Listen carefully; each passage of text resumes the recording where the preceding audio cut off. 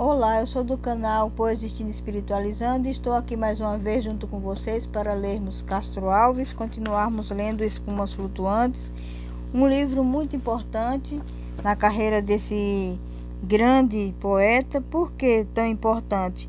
Porque foi o único livro escrito em vida por Castro Alves, muito bem difundido por ele.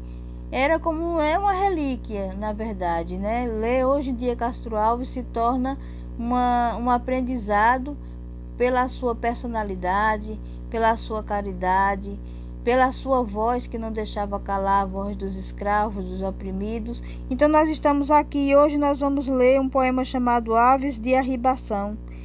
E tem um verso que diz assim: pensava em ti nas horas de tristeza, quando estes versos pálidos compus, cercavam-me planícies sem beleza, pensava-me na fronte em céu sem luz.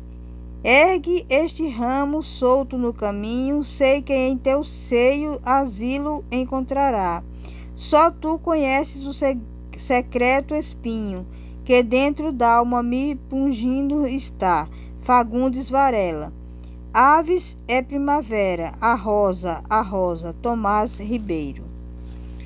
Então começa o primeiro tomo. Era o tempo em que as ágeis andorinhas consultavam-se na beira dos telhados e inquietas conversavam, perscrutando os pardos horizontes carregados, em que as rolas e os verdes periquitos do fundo do sertão descem cantando, em que a tribo das aves peregrinas, os íngaros do céu formam-se em bando.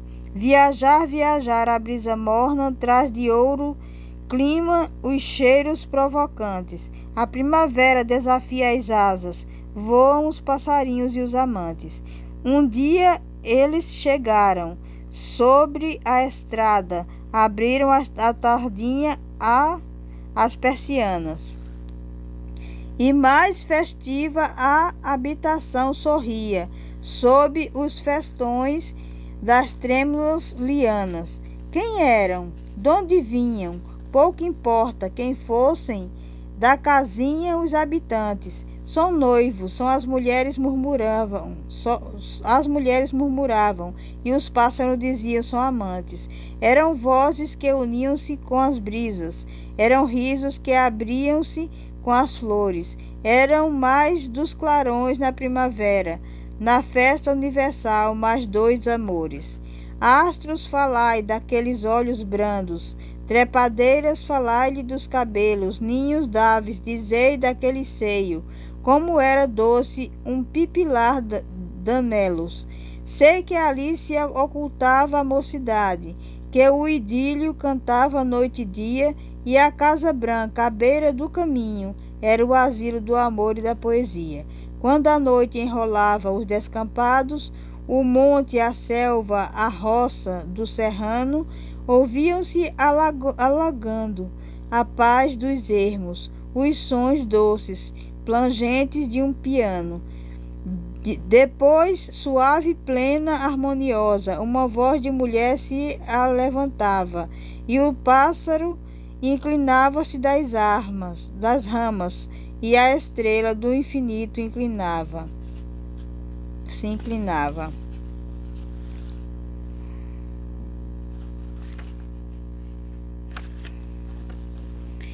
E a voz cantava o trêmulo medroso de uma ideal sentida barcarola, ou os ombros da noite desfolhava as notas petulantes da espanhola. Às vezes, quando o sol nas matas virgens a fogueira das tardes acendia, e como a ave ferida ensanguentava os píncaros da longa serrania, um grupo destacava-se amoroso, tendo por tela a opala do infinito, dupla estátua do amor e mocidade, num pedestal de musgos e granito. E embaixo o vale a descansar saudoso na cantiga das moças lavadeiras, e o riacho a sonhar nas canas bravas, e o vento se embalar nas trepadeiras. O crepúsculo, ó crepúsculos mortos, voz dos ermos, montes azuis, sussurros da floresta, quanto mais vós tereis tantos afetos, vicejando convosco em vossa festa? E o sol poente ainda lançava um raio do caçador na longa carabina, e sobre a fronte dela, por diadema, nascia ao longe a estrela vespertina. É noite, treme a lâmpada medrosa, velando a longa noite do poeta. Além, sob as cortinas transparentes, ela dorme, formosa Julieta.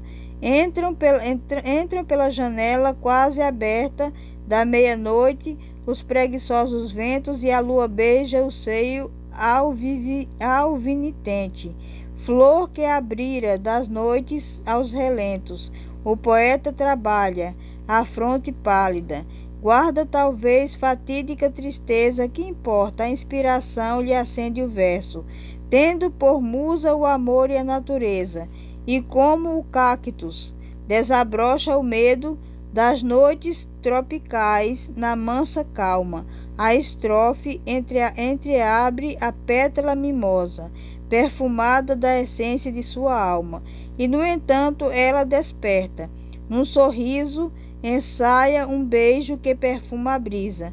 A casa diva apaga-se nos montes, luar de amor, acorda-te, adalgisa. Hoje a casinha já não abre à tarde, sobre a estrada as alegres persianas, os ninhos desabaram no abandono, murcharam-se as grinaldas de lianas. Que é feito de viver daqueles tempos, onde estão da casinha os habitantes? A primavera que arrebata as asas, levou-lhe os passarinhos e os amantes. Curralinho, 1870.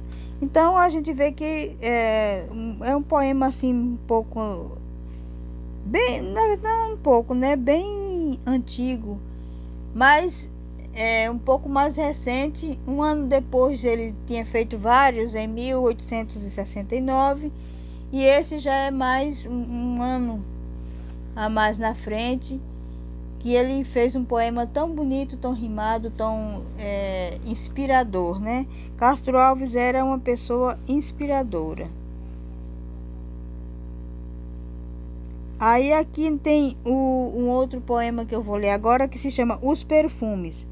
O sândalo é o perfume das mulheres de Istambul e das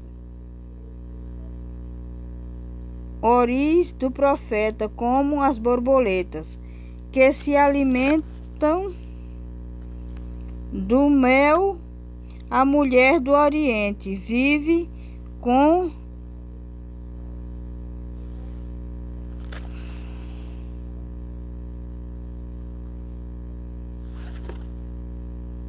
as gotas dessa essência divina. J. de Alencar. Não entendi muito bem esse trecho. Ele colocou a L. Eu não sei se ele ofereceu isso para alguma pessoa ou se apenas o colocou por colocar. Castro Alves tinha muitas musas, né? Ele foi casado com Eugênia Câmara, atriz portuguesa. Depois se separaram, mas ele continuou tendo suas musas e sempre fazendo poemas para mulheres. Então a gente não sabe dizer muito bem a que se refere esse poema. O perfume é o invólucro invisível que encerra as formas da mulher bonita, bem como a salamandra em chama vive, entre perfumes a sultana habita.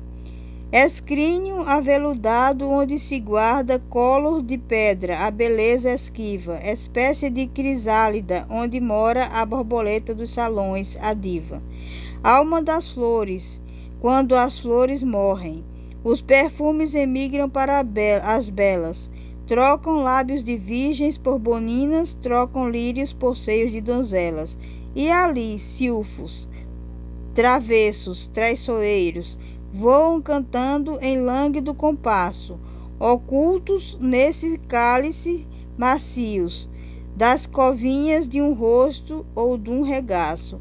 Vós que não entendeis a lenda oculta, a linguagem mimosa dos aromas, de Madalena a urna olhai apenas como um primor de orientais redomas, e não vedes que ali na mirra e nardo vai toda a crença de judia loura. E que o óleo que levava os pés do Cristo é uma reza também da pecadora. Por mim eu sei que há confidências ternas, um poema saudoso angustiado, se uma rosa de ar muito emurchecida rola acaso de um livro abandonado. O espírito talvez dos tempos idos desperta ali como invisível nume. E o poeta murmura suspirando, bem me lembro, era este o seu perfume. E que segredo não revela acaso de uma mulher a predileta essência? Ora o cheiro é lascivo e provocante, ora casto é infantil como a inocência. Ora propala os sensuais anseios da alcova de Ninon ou Margarida, ora o mistério divinal do leito, onde sonha Cecília adormecida. Aqui na magnólia de Celuta, lambe e assolta madeixa que se expira. Urge o bronze do dorso da cabocla e o mármore do corpo da Etraíra. É que o perfume denuncia o espírito, sob as formas feminis, palpita. Pois como a salamandra em chamas vive, entre perfumes a mulher habita. Que bonito, né?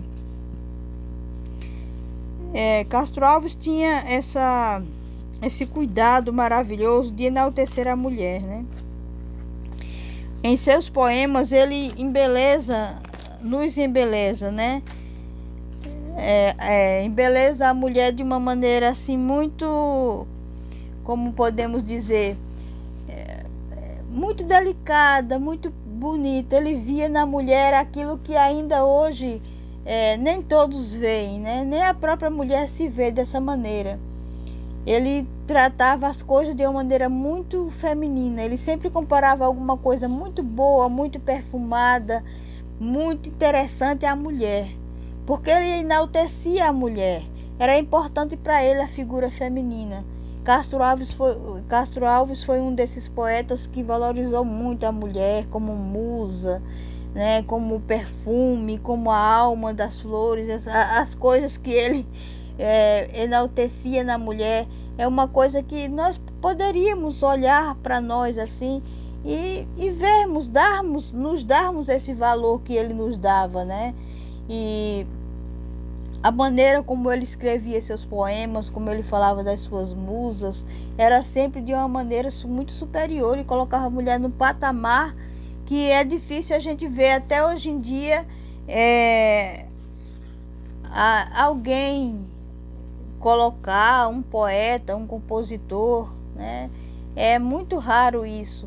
E ele se inspirava na mulher e ao mesmo tempo ele trazia essa inspiração à tona de uma maneira tão cruciante, tão forte, tão bela, tão enaltecedora, que chega a nos emocionar. Então, assim, Castro Alves faz muita falta por todos esses motivos que eu acabei de falar. Por ser um grande poeta, um grande homem, uma grande alma, um grande vulto da humanidade, um poeta inesquecível, um poeta extremamente talentoso.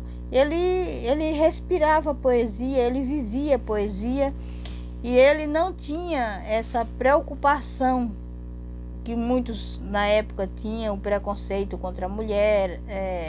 Ele não tinha essa preocupação de falar sobre a mulher dessa maneira, quase endeusando a mulher. Não que ele não visse que a mulher tinha defeitos, claro que tem, né? Claro que ele via isso, mas ele preferia sempre falar mais desse lado bom, desse lado bonito, desse lado enriquecedor, desse lado poético.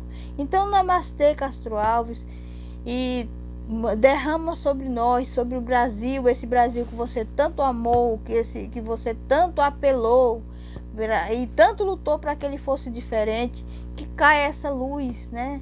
Essa sua luz sobre todos nós, sobre nós mulheres, para que nós aprendamos a nos valorizar mais, a sermos mais atuantes, né? A sermos mais presentes. Essa causa da valorização da mulher é muito interessante, ainda não vencemos isso, mas se tivesse mais Castro Alves, com certeza nossa luta seria menos árdua.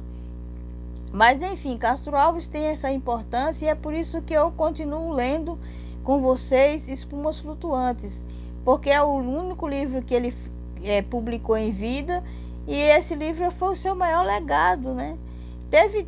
Ele tem outros livros, ele tem outros poemas que foram achados depois, mas após a sua morte. Mas enquanto ele estava vivo, ele estava com espumas flutuantes ali.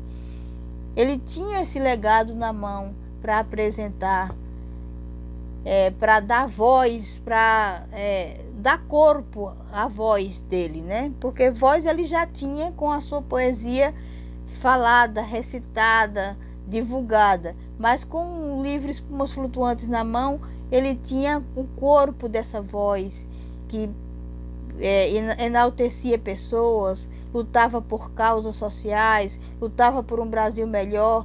Hoje sentimos tanta falta de um Castro Alves. Então é por isso que devemos valorizar a sua obra e dizer para ele namastê, muito obrigado, Castro Alves, e que nós possamos ler mais Castro Alves, compreender melhor esse espírito, essa coisa forte que ele tinha dentro de si e que ele jogava para fora, essa energia positiva de querer mudar o que estava errado, de querer mudar o que não estava dando certo, de acreditar no seu país, na sua gente. Então, eu só tenho que agradecer esses momentos em que a gente pode parar e poder dizer que temos um Castro Alves para chamar de nosso, temos um livro Espumas Flutuantes para continuar lendo, para continuar pensando e para continuar nos modificando. Isso aqui é interessante na poesia. Namastê, valeu, era o que eu tinha para hoje. Até a próxima. Não esqueça de deixar o seu like, deixar um comentário educado, um comentário enaltecedor, uma sugestão, falar alguma coisa, dizer alguma coisa sobre Castro Alves, que é muito importante, algum poema que você gostou, que a gente leu, ou que você não gostou. Mas é importante a sua participação. Se inscreva no canal, deixe o seu like. E estamos aí, toca no sininho lá para quando a gente postar um vídeo chegar até você. Valeu!